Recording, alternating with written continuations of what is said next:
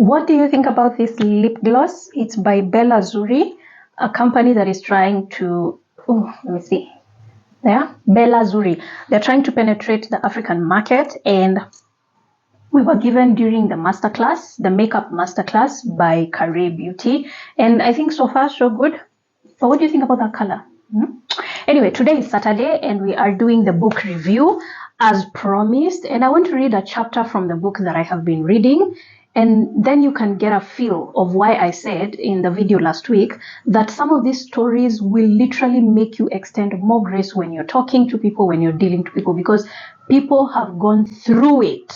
And these stories are true stories. The writer, Joanne Tatia, who is a Kenyan author, puts them across so well that you're able to actually see the picture. Now, I'll do that in a few, but because this page is all about image and styling, let's first put together an outfit.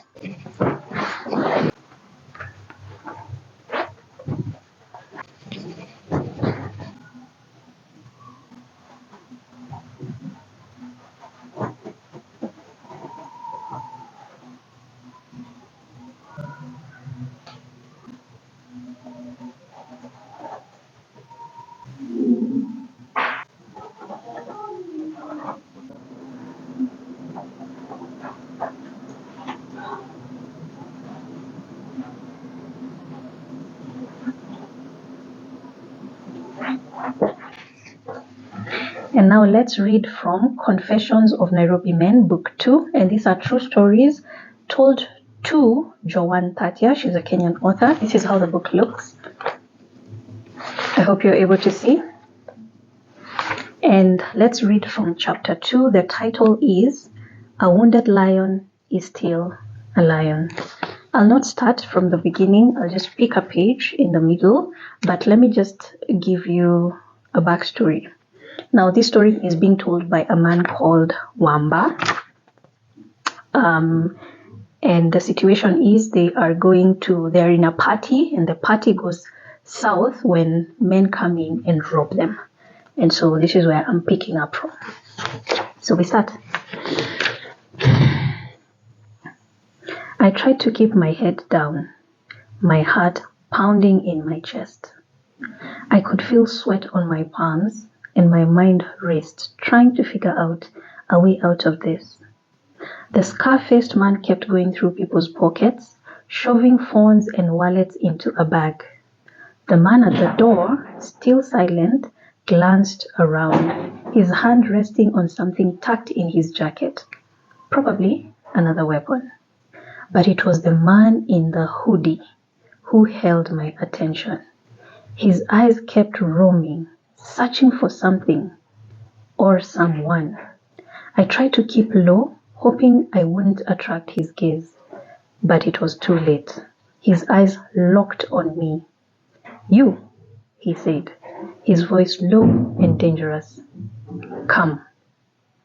I felt Melinda's grip tighten on my arm. "No," she whispered. "Don't go."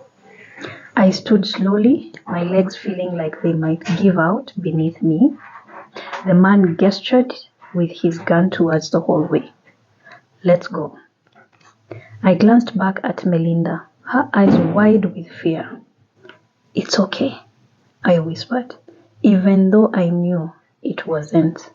I followed the man down the hallway, away from the crowded living room, my heart in my throat. The voices faded into the background as we entered one of the bedrooms. He closed the door behind us, locking it with a soft click. "You know," he said, turning to face me, "we were just supposed to rob you all, quick in and out, but I saw you, na nikakumbuka something."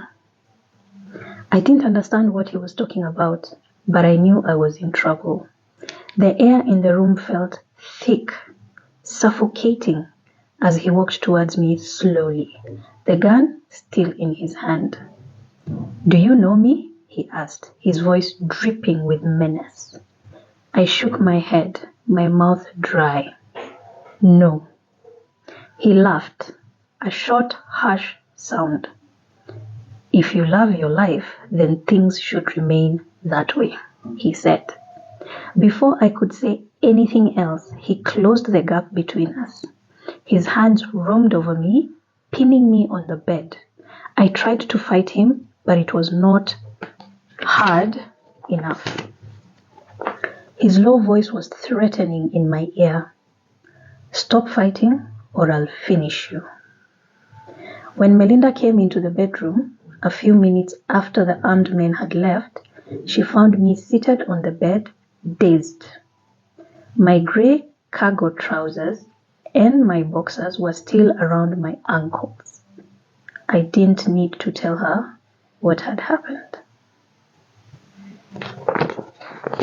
Now the story continues to show us about the relationship between Melinda and the guy who is telling the story, and how strained it became after that incident, and how every other relationship that the guy tried to be in after that could not work, and he could not heal from it, and so sabotaging every relationship, and it led him to alcoholism and abusing drugs and all that.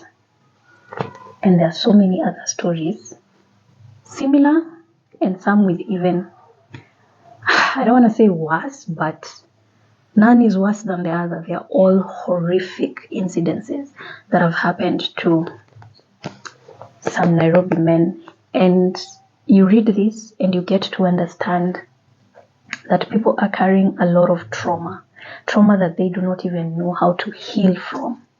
And so I extend a bit of grace when I'm dealing with people. And maybe when you read it, you will understand why grace is important to have in this day and age. So that has been Book Review Saturday. I hope you get to read it. Let me know what you think about Book Review Saturday and the outfit of the day. Yeah, talk to me in the comment section. Let's have a conversation and see you in the next video.